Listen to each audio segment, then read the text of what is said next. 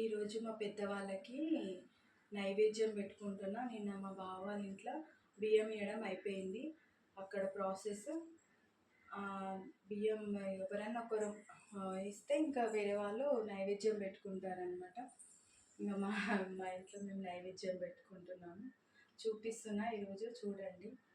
మా సైడ్ మేము ఎట్లా నైవేద్యం పెట్టుకుంటాం అనేది ఒకసారి చూడండి. ఈరోజు మొత్తం బ్లాగ్ అంతా అదే ఉంటుంది. ఇది పాలకూర ఇంట్లోనే వెళ్ళింది, ఇంట్లోది ఇది.